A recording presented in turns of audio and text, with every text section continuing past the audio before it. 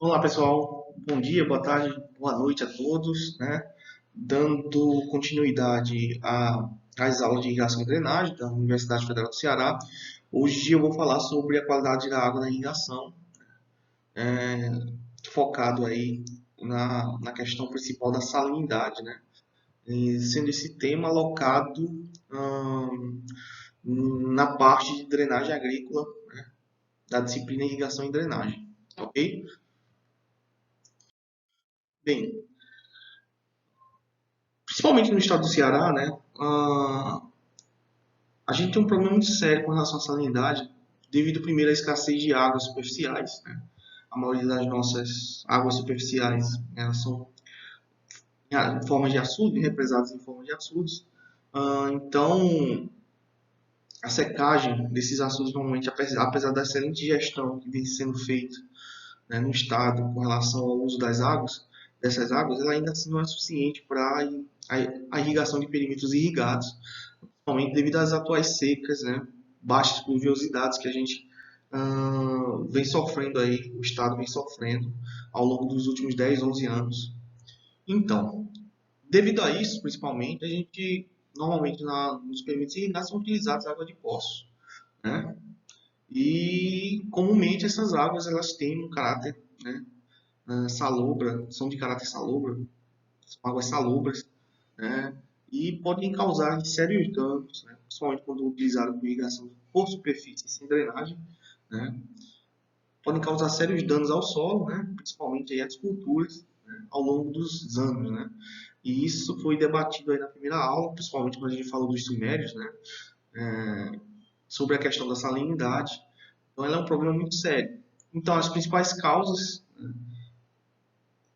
neste caso seria a água utilizada na irrigação, que são águas salobras de poços, a presença de lençol freático não controlado, ou seja, né, o lençol ele, quando é elevado devido a uma chuva intensa, né, ele retira, né, móveis e sais das camadas inferiores e traz para as camadas superiores, né, e após o retorno desse lençol freático ao seu nível estático normal, né, acontece aí a salinização dos solos.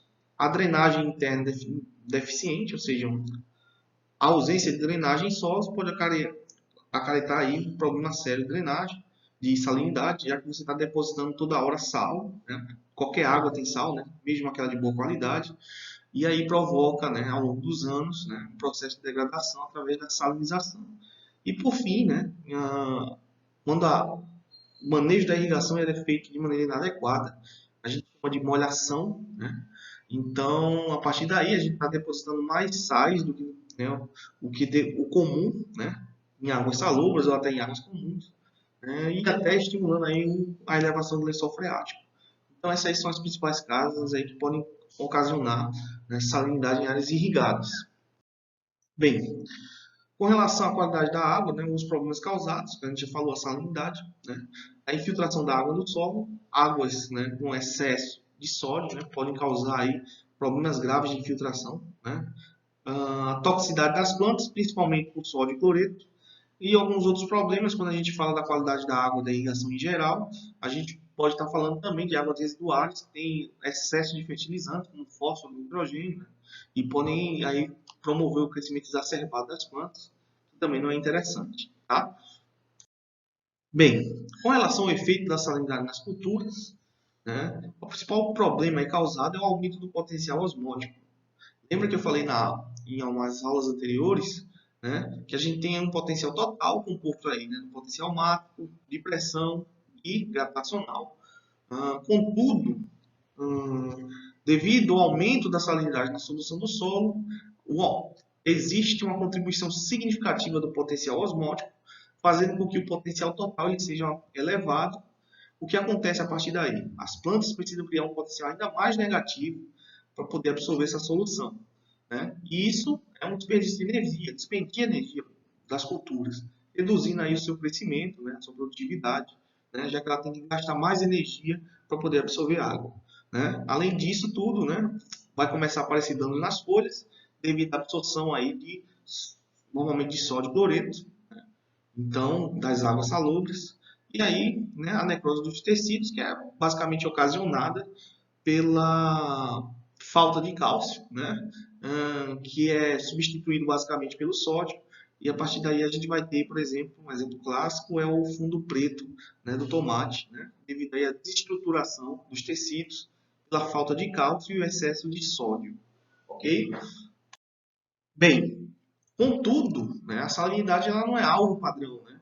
Não existe um número, né, para dizer que esse efeito, né, essa salinidade vai ocasionar redução em todas as culturas. Não é bem assim, né? Cada cultura ela tem uma adaptabilidade diferente à salinidade, pelo principal motivo de que, né, essas culturas foram evoluindo, né, em ambientes diferentes, algumas em ambientes menos salinos e outras em ambientes mais salinos.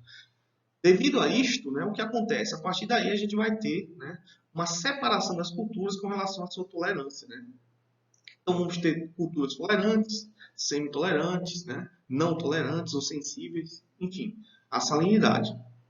E para esse limiar, normalmente, né, a unidade para se medir essa salinidade se chama condutividade elétrica, né, que seria basicamente o teor de sais, né, presentes, e a sua unidade, né, é dada como decímetros por metro, conforme eu vou colocar aqui em vermelho. Né? E aí você vai ter, nesse caso, a condutividade elétrica do extrato de saturação e a condutividade elétrica da água, certo? Desculpe aqui é S, né? Então, condutividade elétrica do extrato de saturação, conforme está aqui, né? Na setinha, certo? Então, a condutividade elétrica do extrato de saturação é basicamente a acumulação da parte saturada. Para quem não sabe, se utiliza uma quantidade de solo retirada do local, né? A amostragem, peneirado, e a partir daí utiliza-se água até ele formar uma pasta e deixar ele para entrar em equilíbrio aí hidrodinâmico em torno de um dia, e a partir daí succionar essa solução do solo, né, com uma bomba, né, e um auxílio de um filtro, né, dessa pasta saturada, e medir em um condutivímetro, né, a condutividade elétrica, né, desse solo. A partir daí a gente tem, né, por exemplo, para feijão, né, uma produção de 100%, ou seja, né, o ápice, onde tudo está ok, né, a cultura não sofreria em termos de salinidade com 1 decímetros, com a condutividade elétrica da água de 0,7. Contudo, se a gente for olhar, né, em 50%, né, ou seja, ela perderia metade da sua produtividade devido ao efeito salino, eu teria aí, né, uma condutividade elétrica do extrato de saturação de 3,6 e uma condutividade elétrica da água de 2,4, ou seja, né, há um decréscimo de acordo com o aumento da condutividade elétrica, né, de 1, nesse caso, para 3,6. Né? É importante frisar, então aumentou a salinidade e reduziu a produtividade potencial dessa cultura, certo? E isso aí a gente tem para o milho, para a soja, para a uva, para citros, morango e etc. Cada uma com seu nível de tolerância, né, diferente, ok? Bem, o cálculo da produção relativa, né, segundo Wise e Westcott, que é o livro de qualidade da água da FAO, né, ele é dado aí pela fórmula, você tem Y, que é a produção relativa, B é o decréscimo da porcentagem de produção por unidade de salinidade que excede o limite, né? A condutividade elétrica do estado de saturação, a gente acabou de falar, e A é o limite de salinidade ao iniciar o decréscimo, certo? Tudo em decímetros por metro, tá? Aqui está elevado a -1 e não -1, tá? Ok? Bem, então, cada cultura tem um limite de salinidade diferente, né? E uma resposta a essa salinidade, o seu decréscimo de produção, também diferenciado. Então aqui, se vocês forem observar pela setinha vermelha, né, que já ficou meio preta, tem o grau de tolerância da cultura, ou seja, eu tenho uma cultura aí muito sensível à salinidade, que seria a alfafa, e aí uma cultura tolerante, como uma cevada, né, segundo aí o manual da FAO, né, em relação ao limite de sua salinidade. Percebo que para a alfafa, no limite para o decréscimo da produção, é de 2 decímetros, enquanto para a cevada é de 8, ou seja, essa cultura ela consegue suportar muito mais sais concentrados, né, no solo. Ok? A necessidade de lixiviação, que seria, né, a maneira que a gente pode remover, né, ou resolver os problemas da salinidade no solo, Essas duas equações são utilizadas. A primeira, né, a necessidade de desviação com o uso do extrato de saturação do solo, seria para uma fração de desviação de baixa intensidade, enquanto a segunda, uma razão entre a condutividade elétrica da água pela condutividade elétrica da drenagem, seria para uma razão de desviação para uma alta, né, necessidade, nesse caso aí, né? Então, uma alta frequência, tá? Então, pode ser utilizado essas duas formas. Alguns chamam de frequência de desviação, né? Outros chamam de necessidade de desviação. Normalmente eu chamo necessidade de desviação quando a gente está falando do ciclo inteiro. Frequência de desviação quando a gente está falando, fração de desviação quando a gente está falando aí da aplicação ao longo do ciclo, tá? Então, repetindo, necessidade de desviação quando a gente fala do ciclo inteiro e fração de desviação quando a gente está aplicando ao longo do ciclo. Então, às vezes, você vai olhar aí, às vezes, e vai observar, ao invés de NL, eu vou ter FL, né? Fração de desviação, tá bom? Então, bem, temos um exemplo aqui, né, que seria calcular a produção máxima que a cultura da alfafa pode alcançar, sabendo que o solo apresenta uma condutividade elétrica do estado de saturação de 5,4. Se vocês forem olhar na tabela, né, da alfafa, vocês vão ver lá, né, que o decréscimo da lixiviação, o decréscimo da produtividade da cultura em função da salinidade de 2 desses símbolos, né, seria de 7,5, com uma condutividade elétrica do estado saturado está em 5,4. Então, aí a gente tem, né, 100 menos 7,5 vezes, entre parênteses, 5,4 menos 2. Primeiro resolve-se o parênteses, depois multiplica por 7,5 e aí subtrai por 100. Tá? Então, ou seja, né, com o solo, né, com extrato de saturação de 5,4, eu vou ter uma queda de 25%, em torno de 25% da produção. Ou seja, a produção máxima que ele vai alcançar seria de 74,5. Ok? Então, um exemplo aí sobre a redução da produtividade em função da salinidade do solo. Bem, com relação ao uso da necessidade de desviação, então aqui, ó, qual a necessidade de desviação, sabendo que a água possui uma condutividade elétrica de 2 decímetros, enquanto a condutividade elétrica da drenagem é igual a 6,4. Ou seja, a relação entre 2 dividido por 6,4, eu teria uma necessidade de desviação de 0,31. Por exemplo, né, se vocês colocarem aí a aplicação de uma lâmina de 5 milímetros, eu teria, né, que adicionar aí 31% desse valor. Então, se é 5 milímetros, multiplicado por 0,31, eu teria aí 1,55. Então, ao invés de aplicar 5 milímetros, eu aplicaria 5 mais 1,55, ou seja, uma lâmina de 6,55 milímetros. Para quê, professor? O excesso dessa lâmina, da água dessa lâmina, seria para remover aí os sais da zona radicular. Lembrando sempre que a drenagem ela precisa existir, né, e ser eficiente. Porque utilizar, né, necessidade de lixiviação, né, lâminas de lixiviação, sem uma boa drenabilidade do solo, pode ocasionar aí um problema ainda mais grave de salinidade, porque esses sais eles não têm para onde ir, né, e vão acabar voltando para a superfície, né, e aí não é interessante, tá bom? Então, imaginando sempre que nos nossos exercícios a gente tem uma drenagem eficiente. Bem, com relação à infiltração, né, o principal problema é o sódio, né, a qualidade da água, e aí a gente vai ter elevado teor total de sais, né, onde o elevado teor de sódio ele vai desestruturar os agregados de argila, né? Por quê? Porque ele vai substituir aí nos colóides o cálcio, né, que é o responsável pela estruturação do solo, né? Então aí vai acontecer uma substituição na micela.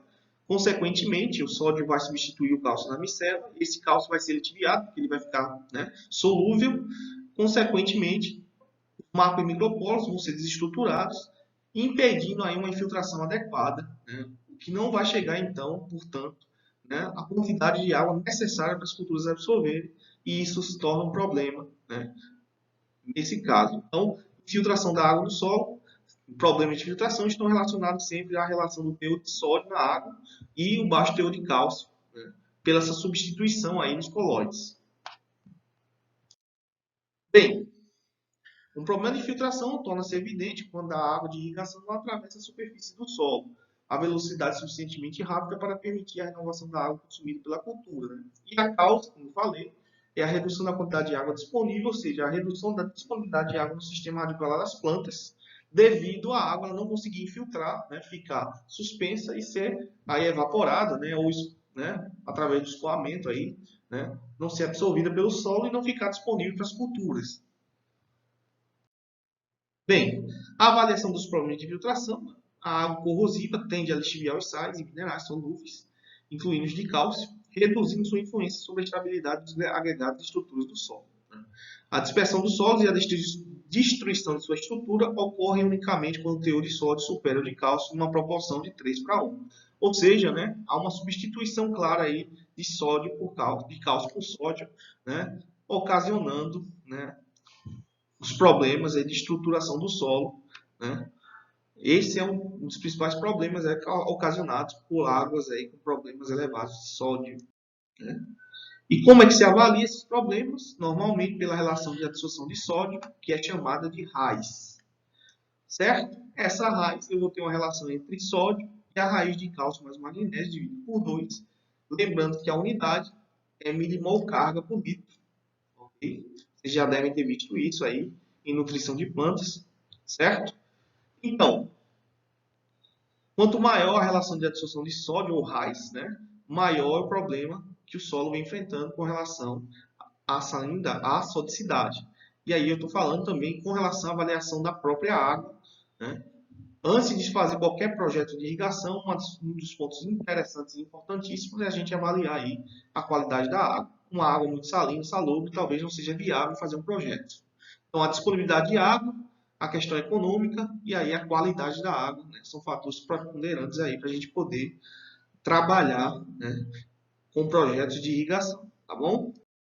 Então, o grau de restrição para uso, né, a gente tem aí para os sistemas, no caso aí, para os métodos de superfície e aspersão, né? Então eu tenho aí, né, uma restrição de nenhuma, moderada e severa, de acordo aí com a relação de adsorção de sódio.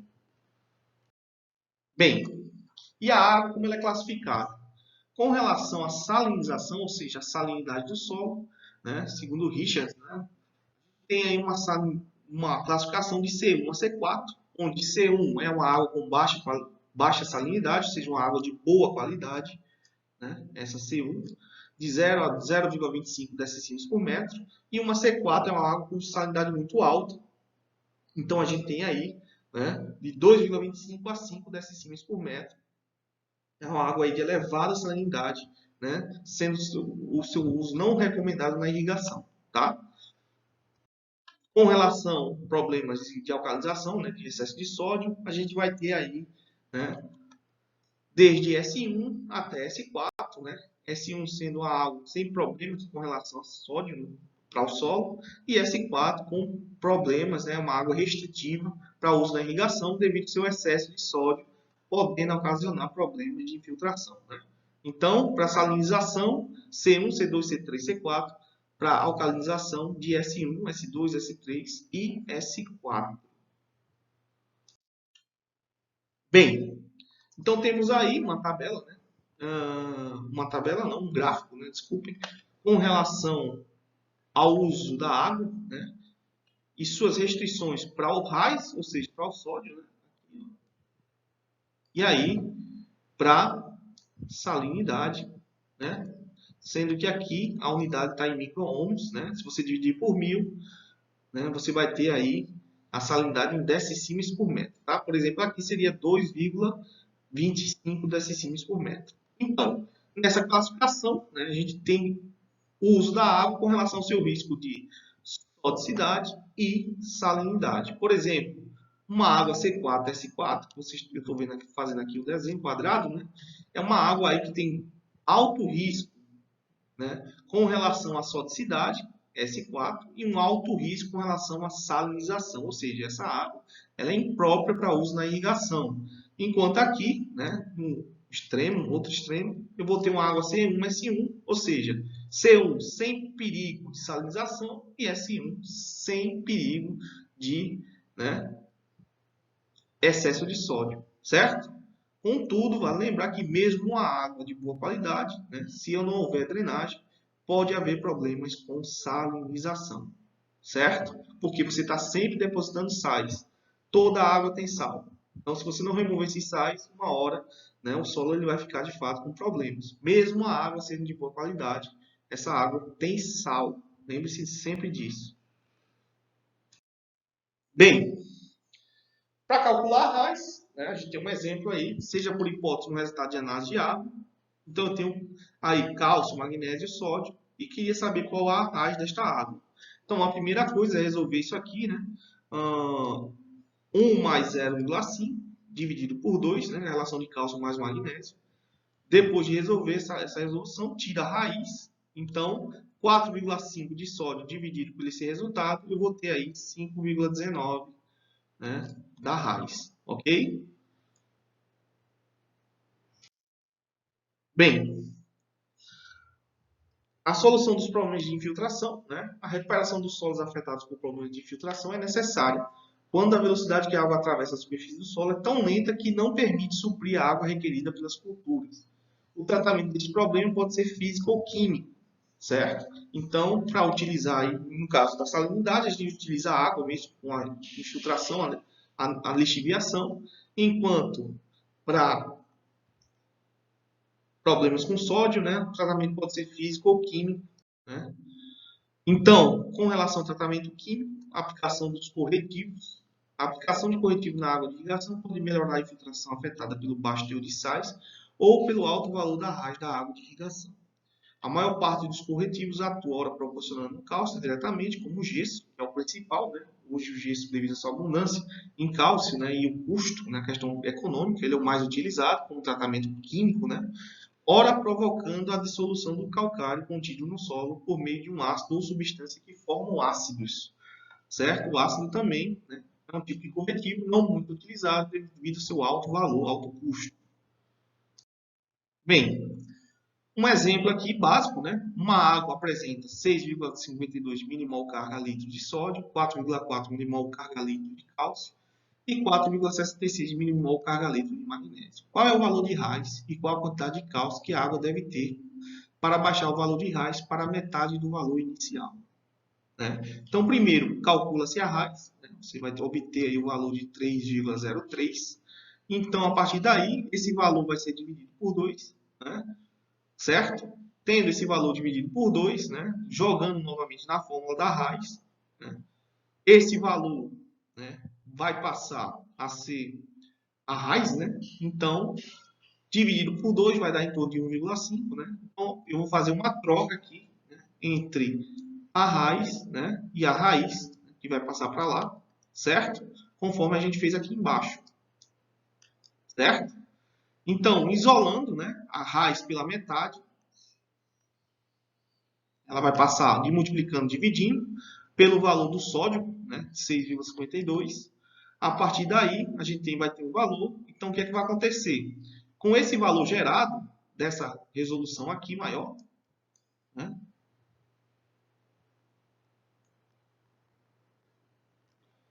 certo? Com esse valor gerado aqui, o que é que a gente tem, né? A gente vai elevar ao quadrado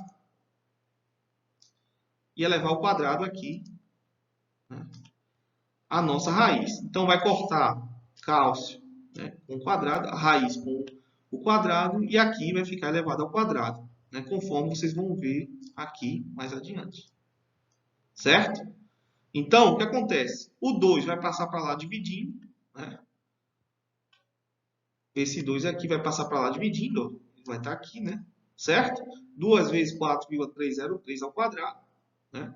Menos o valor, né, no caso aí do magnésio, que estava positivo, e nesse caso vai vir para cá, né, como negativo. Então, no final, eu vou ter um valor de 32,38 milimol carga litro, certo? Espero que vocês tenham entendido aí meu garrancho, tá bom? Bem, mistura de águas, né? A diluição da água pode provocar redução na condutividade elétrica e na raiz, né? Então, misturar as águas é uma uma forma interessante da gente poder aí mitigar os problemas. E quando isso acontece, né, é quando a gente tem uma baixa disponibilidade de água superficial, né, e precisa complementar aí com uma água de poço salobra. Então, o que é que faz? Faz a mistura dessas águas, né, e aí você reduz, né, os impactos causados pela água de poço, né, muito salobra, reduzindo a sua CE e sua relação de absorção de sódio. O uso de água de poço é limitado por sua qualidade, enquanto que a mistura resultante tem uma utilização ampla, além de aumentar a quantidade de água disponível. Ou seja, às vezes a gente não tem água superficial, né, de boa qualidade suficiente. Então, complementar com a água de poço é uma opção, certo? Já que a gente não pode utilizar muitas vezes a água de poço devido à sua elevada condutividade elétrica ou relação de absorção de sódio. Então, misturando essas águas, você mitiga esses impactos, né? Alternar o uso não é solução do problema da infiltração ocasionado pelo uso de águas de valores altos de raios. Nunca é interessante alternar o uso, e sim misturar as águas, né, para mitigar esses impactos. Tá? Eu não posso utilizar para irrigação, às vezes, água salobra e às vezes água de boa qualidade. Isso não é interessante. O mais interessante é fazer a mistura e aí, com a redução dessa CE, ou condutividade elétrica, e da raiz, aplicar aí, né, nas culturas, né, através da irrigação, ok?